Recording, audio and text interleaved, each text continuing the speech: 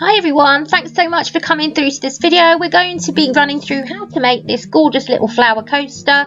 It's made using the technique of punch needling. These are the punch needles here. I have got a traditional one made out of wood with the needle on the other end, and I have one of the more modern ones, plastic, which I do prefer to use. I'll show you how to thread them in a bit. You need these little bits of wire. I've also got a range of hoops myself, but I'm going to use the one that's going to fit the coaster size, so it's I think a 6-inch one. This is the monk's cloth, which we're going to cut down and use for the right size. It's just your normal kind of embroidery material that you would use. And here's some of the yarn. So these are cotton yarn, they're lovely and soft, and you can use any yarn that you want to use really. If you want big puffy loops, then you get your big puffy wool. These, as you saw at the beginning, produce a really nice soft coaster. These are some templates that I have used already, and you can pretty much design anything yourself within reason. Anything too intricate will be very tricky to do, but nice simple designs like this are great, especially if you're a beginner. I would say I'm not a beginner, but I would also say I'm not an expert either. You might want to use a ruler just to measure that you've got the right size hoop.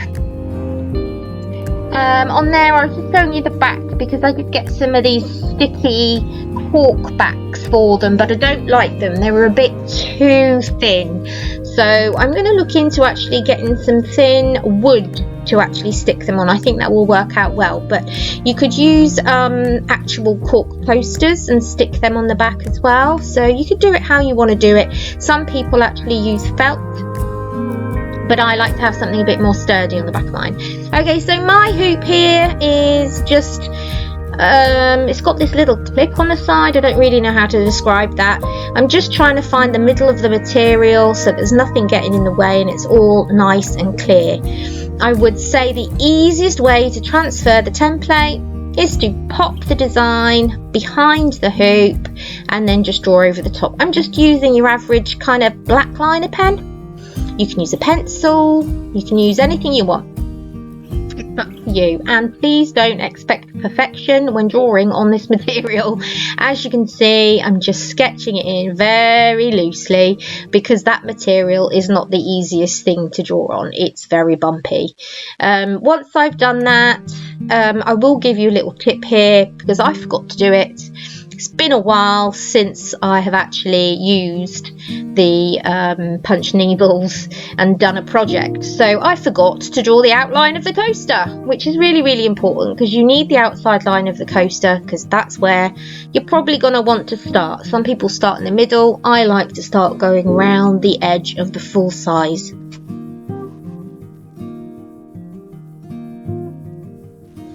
Nearly there. As you can see, it's not the most perfect shaped flower, but it doesn't matter.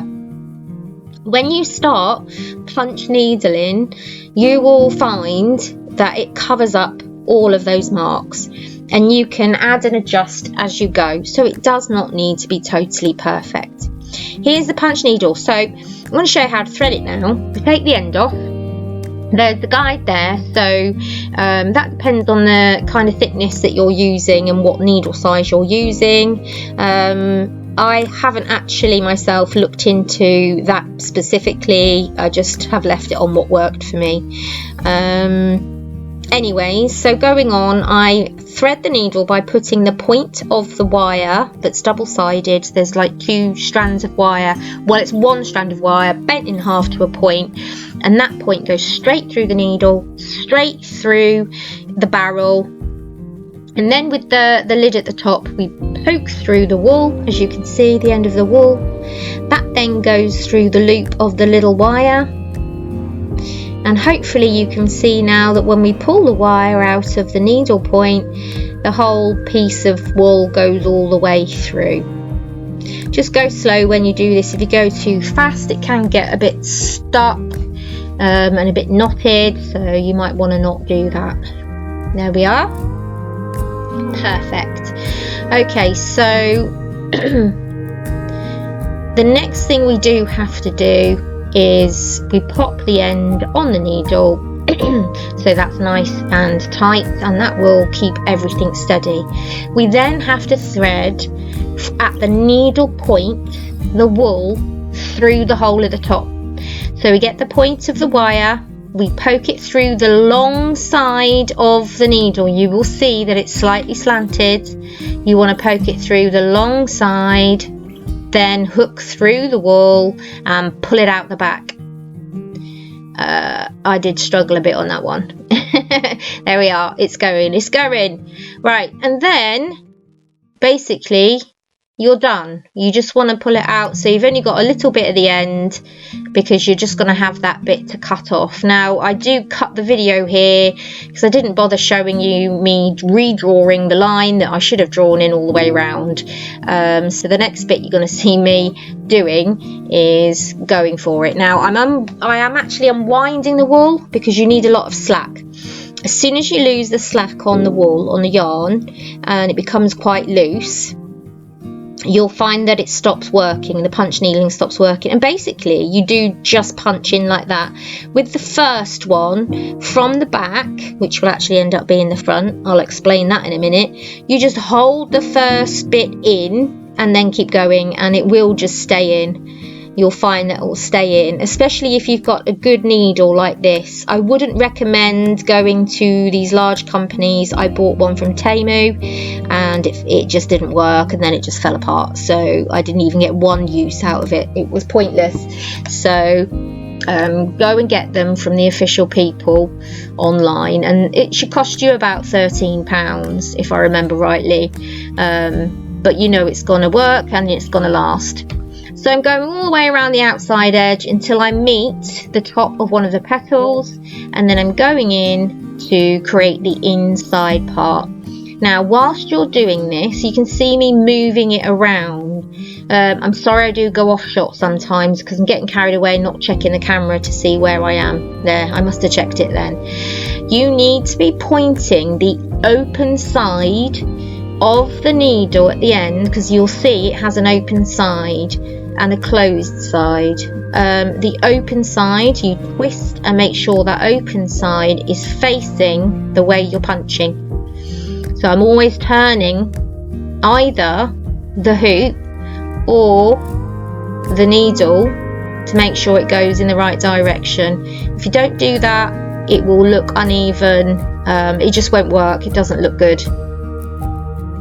So when I finish that, I hold the back and then I pull the needle through, keeping the little loop on the other side in place. I'll show you the other side at some point. The other side will be the front of the coaster. This is the back, so we've got all the cut-offs on the back. So then I can start again and start filling in all of the other areas. Here you'll see me again still using that needle and facing the way that I'm going with the shorter bit. So I turn the fabric or I turn the needle itself in my hand. Sorry, going off camera again. There we go. The thing is, because of how I'm pushing it, it's pushing my left hand further and further away that's holding it, and it's going out of shot too much. I do apologise. Now I'm just speeding it up. You don't want to see me doing every single little stitch. So I'm going through and going all the way around the outside of the video, the outside of the coaster shape, and just filling in the gaps.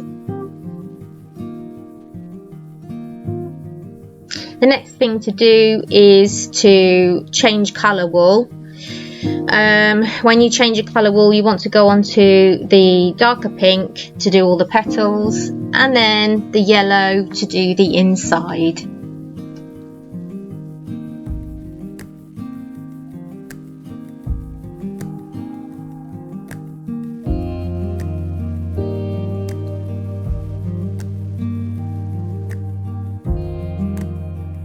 Yeah, so here I am just snipping off the ends, because when I want to come in with the darker pink colour, I want to make sure those ends aren't getting in my way and I'm not pulling them through back to the other side.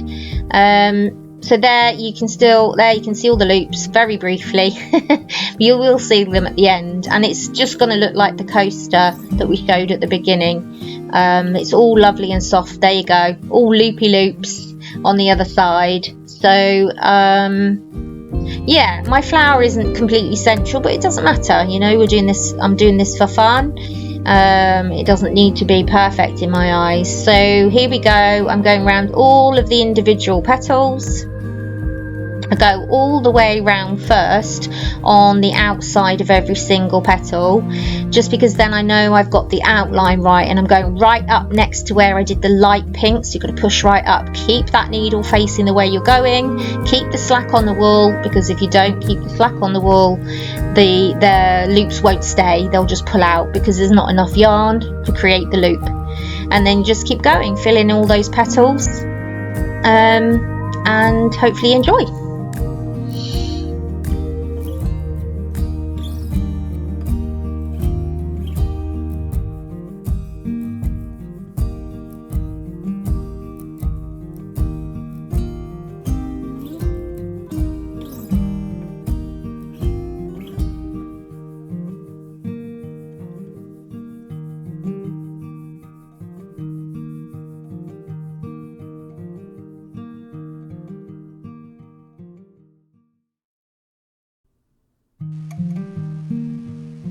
Right, so I've done all of the darker pink now. I really like it. It's all fluffed out, as you can see, looking beautiful. Feels so soft and lovely because of the cotton yarn that I've used. It's really soft. And as you can see, nobody really cares. It's not completely central. Once it's done, it looks gorgeous. So I'm just going to go in now, adding the yellow. I'm going to go all the way round, and you'll see me in a minute. I kind of push all the little cuttings out the way from the other ends because I don't want to push them through to the other side, but I'm going right up close to the darker pink because I want to get a nice clean circle shape. Don't forget you can go in afterwards and add some more loops if the other side is a bit bold of loops. It's absolutely fine. You can just go in and do that yourself, and do it for exactly where the spaces are. So I sped it up for you again. You just keep going round in a spiral till you get to the middle. I think I flipped it over at one point and felt that there wasn't enough in the middle, so I did a few more. And there we have it, the final design. So you can go along the front and just see if there's any places where you want to nip and tuck any little strands or anything from the yarn. And there we are, all beautifully done. Then I'm going to nip off all the little ends on the back. That's really important because when we stick this onto a backing to make it into a proper coaster, they will pad it out too much. So we want to take some of these bits away. As you can see, we're going to cut all the way round. You don't have to do it this far away. You can do it a bit thinner so it's a bit easier to tuck in. And then I'll show you, you just go round snipping the edges up to where you started to do the punch needling. Don't go too close because you don't want to cut into all of that hard work. And then what we do, I show you how we tuck it over. Now I use a glue gun, so I'm not going to do the glue gunning here. Basically you just glue down all of those little sections, as you can see, but you have to pull it back so that your punch needling is at the very edge like that, as you can see. So you're partly pulling it, some of it over. Be a bit more careful than I am. I'm just rushing to show you guys in the video.